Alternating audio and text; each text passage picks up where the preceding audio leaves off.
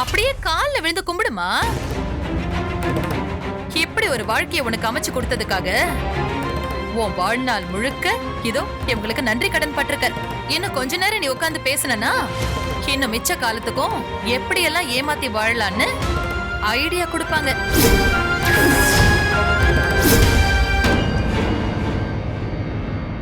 அத்தை, இது முழுக்க முழுக்க என்னோட தப்பு. நான் உங்ககிட்ட சொன்ன எல்லா விஷயமும் சந்தியாவுக்கு தெரியாது. என்ன நீங்க எவ்வளவு வேணாலும் திட்டுங்க, அடிங்க. காப்பி எடுத்து குடிங்க. அது அத்தை, போய் சொன்னா வாய்க்கு போஜனம் கிடைக்காது. ஆனா நாங்க தென்காசிக்காரங்க. பீச்சர்வலோட வந்தாலும் உட்கார வச்சு உபசரிக்கிறது தான் எங்க பழக்கம். காப்பி எடுத்து குடிங்க. இத பாருங்க, சூடு ஆறிட போகுது. குடிங்க. இத பாருங்க, ரொம்ப யோசிக்காதீங்க. நாங்க எல்லாரும் படிக்காதவங்க தான். ஆனா காப்பி எல்லாம் டேஸ்டா இருக்கும். சந்தேகம் இருந்தா உங்க தங்கச்சி கிட்ட கேட்டு பாருங்க. இதே இடம் தான். இதே இடத்துல நீங்க தான் வந்தீங்க.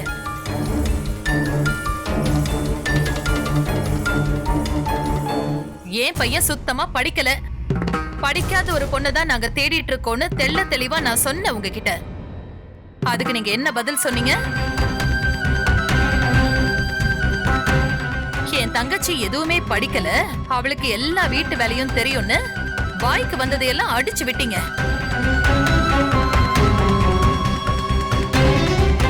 ஞாபகம் இருக்கா? இப்ப கேட்டா பொய் சொல்லிட்டேன். அந்த பொய் என் தங்கச்சிக்கு தெரியாதுங்கிறீங்க. சரி, தெரியாமலே இருக்கட்டும். ஏதோ ஒரு கட்டத்துல அவளுக்கு தெரிய வந்தது இல்ல? அப்ப என்ன பண்ணிருக்கணும்?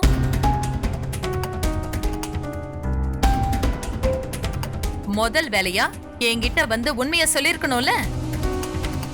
அத விட்டுட்டு நீங்க சொன்ன பொய்ய இதோ இவளும் காப்பாத்துனா.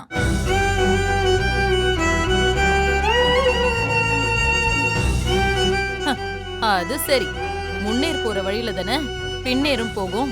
நீங்க கோவப்படுவீங்களோன்னு பயந்துதான் அத்தை சொல்லலன்னா. உங்ககிட்ட எப்படி சொல்றதுன்ற ஒரு தயக்கம் பயம்தான். மத்தபடி மறைக்கணும்னு நான் நினைக்கவே இல்ல. அது எப்படிமா? 24 மணி நேரமும் இங்கேயே இருக்கும்போது இந்த ஒரு விஷயத்தை என்கிட்ட சொல்றதுக்கு ஒரு 10 நிமிஷம் ஆகுமா? அதுக்கு கூட உனக்கு நேரம் கிடைக்கலையா?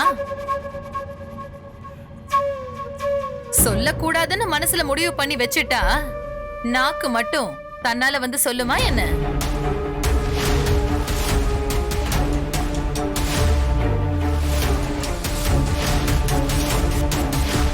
உங்களோட மொத்த கோவத்துக்கும் காரணம் நான் மட்டும்தான். உங்களால மன்னிக்க முடியாத அளவுக்கு வருத்தம் இருந்தா அதுக்கு நீங்க எனக்கு என்ன தண்டனை வேணாலும் கொடுங்க. ஆனா சந்தியாவை தயவு செஞ்சு நீங்க மன்னிச்சிருங்க அத்தை. என்னோட முடிவுல எந்த மாற்றமும் கிடையாது. நீங்க எங்களுக்கு செஞ்ச துரோகத்தை சாகுற வரைக்கும் நான் மன்னிக்க மாட்டேன்.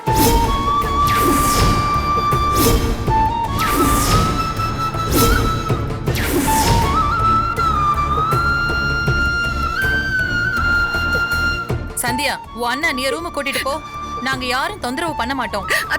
என்ன நீங்க மாப்ள, நீங்களாவது உங்க அம்மா கிட்ட சொல்லி இவன் வாழ்க்கையை கெடுத்துட்டு இவங்கிட்டயே சிபாரிசு பண்ண சொல்றீங்களா? நல்லா இருக்குங்க உங்க நியாயம். அம்மா, அது இல்லம்மா. அவங்க பேசாதடா, வாய மூடு. வீட்டை காலி பண்ணிட்டு வெளிநாட்டுக்கு போகும்போது வேண்டாத பொருளை தூக்கி போடுற மாதிரி இதோ இவளை எங்க விட்டுட்டு போனாங்கல்ல? இவங்க பண்ணதெல்லாம் மறக்கவே முடியாது.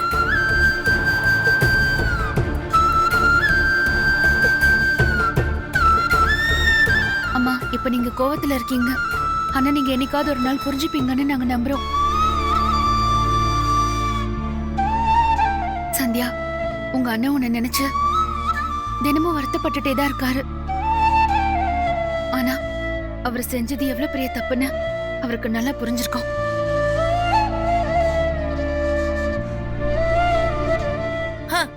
அடேங்கப்பா, என்னமா திட்டம் போட்டு எப்படியெல்லாம் நடிக்கிறீங்க புருஷனும் பொண்டாட்டியும்.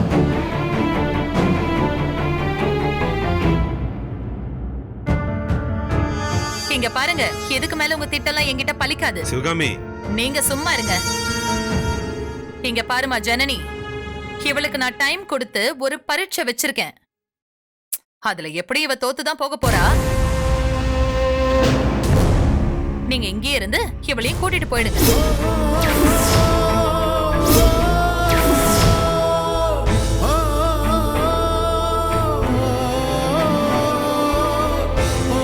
அப்புறம் இவ போட்டுட்டு வந்த நகை நட்டு, அந்த சீரசனம் எல்லாத்தையும் கொண்டு போயிடுங்க. ஐயோ, ஒரு வழியா வேலை முடிஞ்சிடும்பா. ஏமா இப்படி எல்லாம் பேசுறீங்க? சந்தியா போல ஒரு மருமக கிடைக்க மாட்டான்னு ஊர்ல பாட்டியெல்லாம் கூட சொன்னாங்களேம்மா. அதுக்கப்புறமாச்சும் நீங்க மன்னிக்க கூடாதாமா? அப்படியாப்பா? என்னம்மா இது? ஒன்ன மாதிரி ஒரு மருமக கிடைக்க நான் கொடுத்து வச்சிருக்கணுமா? வேணும்னா இந்த 4 ரோடு முக்குல நாங்க உனக்கு ஒரு செலை வச்சுட்டுமா?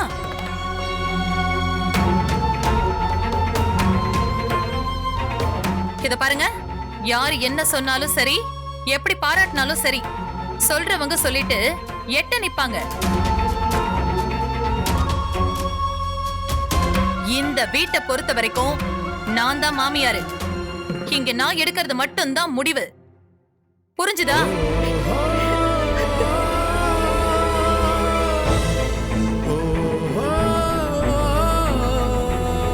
சரவணா, நீ இவங்களோட சேர்ந்துட்டியா? நீ நல்லா இருக்கணும்னு நினைக்கிற அம்மாவை விட பொய் சொல்லி உன் வாழ்க்கையை கெடுத்த இவங்க எல்லாரும் உனக்கு பெருசா போயிட்டாங்களா? ஐயோ அம்மா, நான் அப்படி சொல்லமா. அப்படின்னா போய் வேலைய பாரு. நம்மளால இவங்களுக்கு எந்த கஷ்டமும் வேண்டாம், வரக்கூடாது. சரியா? வாங்க. அம்மா,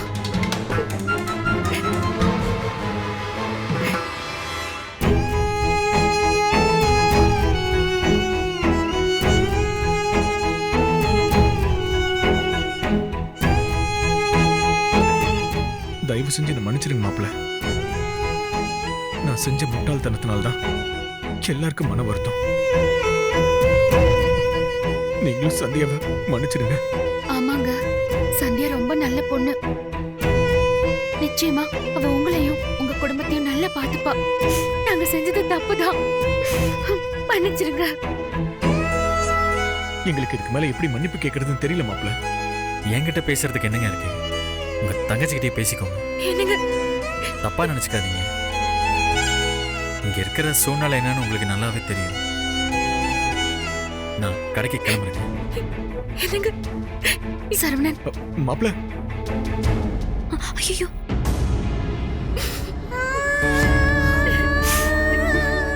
சந்தியா, என்னாலதான் இது எல்லாமே. நீ எப்படி இருக்க வேண்டியவ? போதுமா? நீ அவமானப்பட்டது வரைக்கும் போதும். நான் செஞ்ச தப்புக்கு நானே பரிகாரம் பண்றேன். நீ என் கூட அமெரிக்காவுக்கு வந்துரு. நான் உன்னை கூட்டு போறேன்.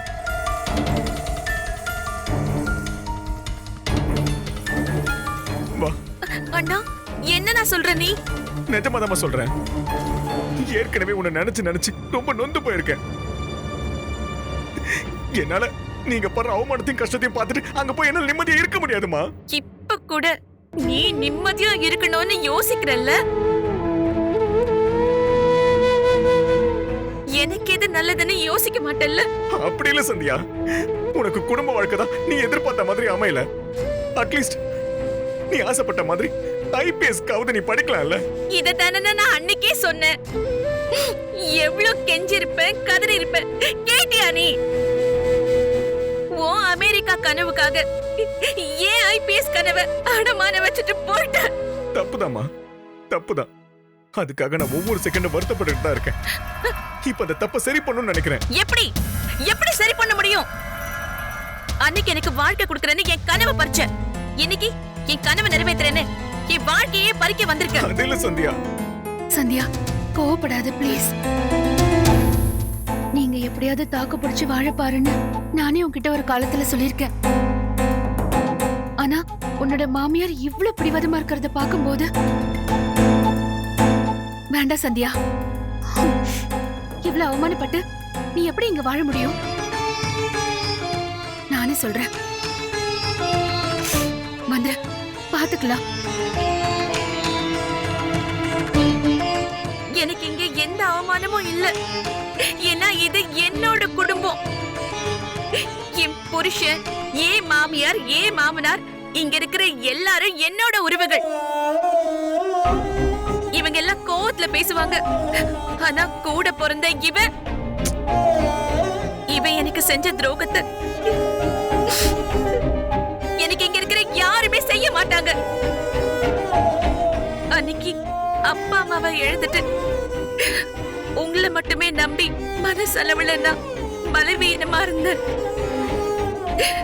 அப்ப நீங்க கொஞ்சம் கூட மனசாட்சியே இல்லாம என்ன தனியா விட்டுட்டு போயிட்டீங்க.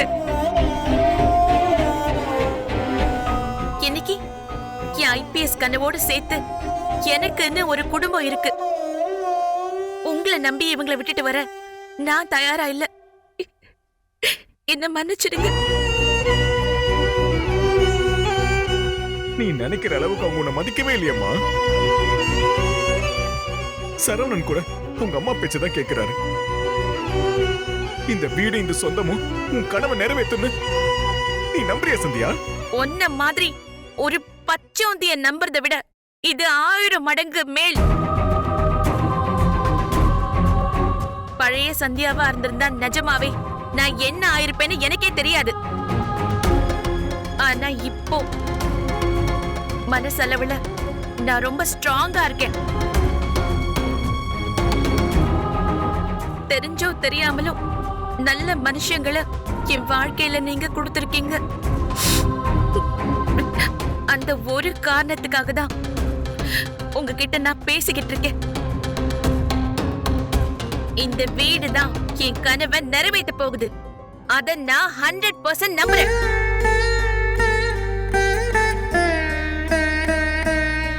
சரி சந்தியா, உன் இஷ்டம். நீ சந்தோஷமா இருக்கணுங்கிறது தான் எங்களோட ஆசை. அது நடக்கும்னு நீ இவ்வளவு உறுதியா இருக்கும்போது நாங்க என்ன சொல்ல முடியும்? ஆமா அண்ணி, நான் நம்புறேன். அண்ணன் மனசை மாத்துறதுல நான் தோத்து போயிருக்கலாம். ஆனா இங்க இருக்கிறவங்க மனச நான் நிச்சயமா ஜெயிப்பேன். நீங்களும் அதை பார்க்க தான் போறீங்க. வாங்க அண்ணி, ரூமுக்கு போலாம். நாங்க வெளியே ஒரு ஹோட்டல்ல தங்கிக்கிறோம். இதுக்கு மேல நாங்க இங்க இருந்தா அது உனக்கு தான் கஷ்டம். ஆனா எப்பனாலும் நாங்க உனக்கு இருக்கோங்கிறத மறந்துடாத. ஆமா சந்தியா, நாங்க ஒரு வாரம் லீவ்ல இங்க வந்திருக்கோம். அது முடிஞ்சு போறதுக்குள்ள ஒருவேளை உன் மனசு மாறினா உன்னையும் சேர்த்து கூட்டிட்டு போக நாங்க தயாரா இருக்கோம். அதுக்கு எந்த அவசியமும் வராது. சந்தியா, இந்த தங்க காசை உனக்காக தான் கோயில்ல சாமி கிட்ட வச்சு பூஜை பண்ணி கொண்டு வந்திருக்கோம். இத உன் தாலில கோத்துக்கோ. குடி, உன் மனசு போலவே நடக்கும்.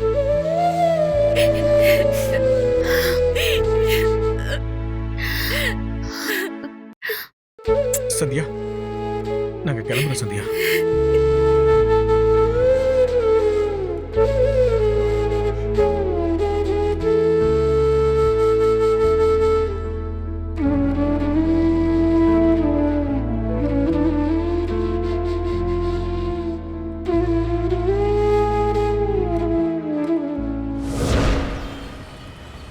தம்பி, ஜிலேபி ஒரு 1/2 கிலோ கொடுப்பா.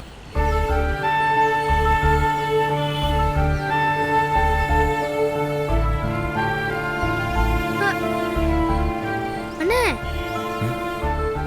ஜிலேபி கேட்டாருண்ணே. ஐயோ சாரிங்க.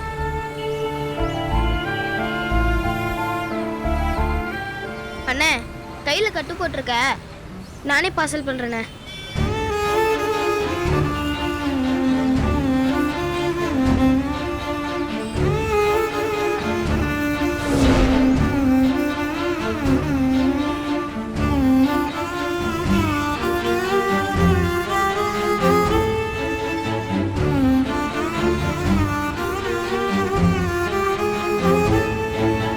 என்ன, கல்யாணத்துக்கு தானே போயிட்டு வந்தீங்க? ஏதோ கலவரத்துக்கு போயிட்டு வந்த மாதிரி கட்டோட வந்திருக்கீங்க. என்னாச்சு அண்ணே? என்னடா? என்னடாவா? இப்ப நான் உங்ககிட்ட பேசணும் கூட தெரியலையா? கையில என்ன கட்டுன்னு கேட்டேன். கையில ஆணி குத்திருச்சுடா. அது சரி, அண்ணி கூட இருக்கும் போது என்னையே தெரியாது, ஆணி எல்லாம் எப்படி தெரியும்? என்னாச்சு இவருக்கு? ஆனா இவ்வளோ படிச்ச திறமையான பொண்ணு ஏங்க இருந்து கஷ்டப்படணும்? அமெரிக்கா போனா நல்லா இருக்கலாமே. ஒரு வேளை சந்தியாக்கு விருப்பம் இருந்தா அவங்க போகட்டும்.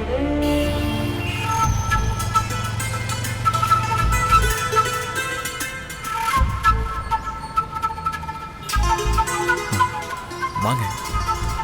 கடை பிசினஸை தொந்தரவு பண்ற மாதிரி இங்கேயும் வந்துட்டு நினைக்காதீங்க. எங்களுக்கு யார்கிட்ட பேசுறதுன்னே தெரியல. நாங்க திரும்ப திரும்ப சொன்னாலும் ஒரு வார்த்தை தவிர சொல்றதுக்கு வேற எதுவுமே இல்லை. எங்களை மன்னிச்சிருங்க மாப்பிள்ள. ஏங்க சந்தியாவை ஏத்துக்குங்க. அவ கூட நீங்க நல்லபடியா வாழணும். உங்க அம்மாவை அவளை நல்லபடியா நடத்தணும். எங்களுக்கு வேற எதுவுமே தேவையில்லை. அவ உங்களை ரொம்ப நம்புறா மாப்பிள்ள.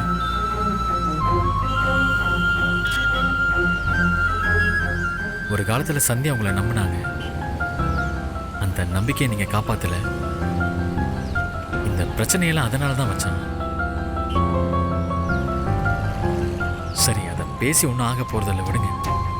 எனக்கு உங்க மேலேயும் இல்லை அவங்க மேலேயும் எந்த கோபமும் வருத்தமும் இல்லை. ஆனா இது வரைக்கும் அம்மாவை மீறி அவங்களுக்கு பிடிக்காத எதையும் நான் செஞ்சதில்லை, செய்யவும் மாட்டேன். அது நாங்க நல்லாவே புரிஞ்சுக்கிட்டோம் சரவணன். சந்தியா எங்க மேல வச்சிருந்த நம்பிக்கைய நாங்க காப்பாத்தல. இப்போ அவ உங்களை தான் நம்பி இருக்கா. இந்த கொஞ்ச நாள்லயே அவ இந்த அளவுக்கு உங்களை நம்புறானா நீங்க எப்படிப்பட்டவர்னு இதுல இருந்து எங்களால புரிஞ்சுக்க முடியுது. அதே நம்பிக்கையை நாங்க உங்க மேல வச்சுதான் சந்தியாவை விட்டுட்டு கிளம்புறோம். உங்க அம்மா கிட்ட கொஞ்சம் பேசுங்க மாப்பிள்ள. அவங்களுக்கு பேசி புரிய வைங்க மாப்பிள்ள. பார்க்குறேன் மச்சான். ஒவ்வொரு நாளும் நானும் சந்தியாவை தான் செய்கிறோம். இருந்தாலும் ஜான் ஏறினா முடம் சறுக்கிற மாதிரி ஆயிடுது. பார்க்கலாம். அதுக்கு மேலே ஆண்டவன் கையில் தாங்க இருக்கு. ஆனால் ஒரு விஷயங்க, சந்தியாவை எந்த காலத்திலையும் நான் கைவிட்டுற மாட்டேன். இந்த ஒரு வார்த்தை மனசுக்கு ரொம்ப ஆறுதலா இருக்கு மாப்பிள்ள. மத்தபடி நான் செஞ்சதெல்லாம் தப்பு தான், நான் இல்லைன்னு சொல்லல. அதுக்காக என்ன வேணும்னாலும் சொல்லட்டும். ஆனா சந்தியாவை குத்தி காட்டி பேசுறது ஒரு மாதிரி மனசுக்கு ரொம்ப கஷ்டமா இருக்கு மாப்பிள்ள. செய்யாத தப்புக்கு அவ தண்டனை அனுபவிச்சுக்கிட்டு இருக்கா. அது எவ்வளவுதான் அவ சகிச்சுக்க முடியும்? ஏன் சகிச்சுக்கிறீங்க?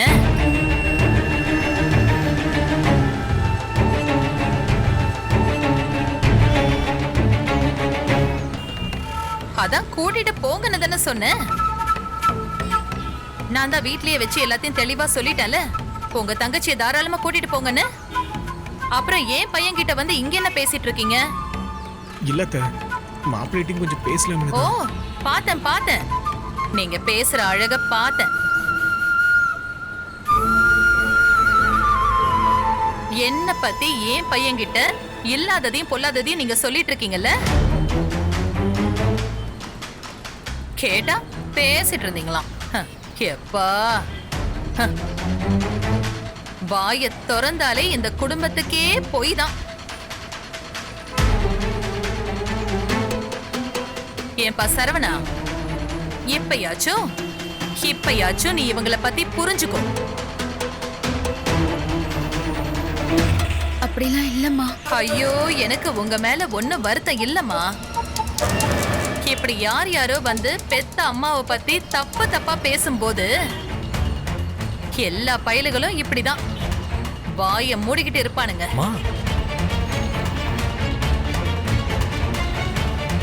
எங்க அம்மாவை பேச நீங்க யாரு? இங்க இருந்து வெளியில போங்கன்னு சொல்லாம பொறுமையா கேட்டுட்டு இருக்கான்ல. என் பையன் மேலதான் தப்பு. நான் இதுக்கு மேல எதுவும் பேச தயாரா இல்ல மாப்பிள்ள. நான் ஏதாவது தப்பா பேசியிருந்தா எங்களை மன்னிச்சிருங்க. வா போலாம் வா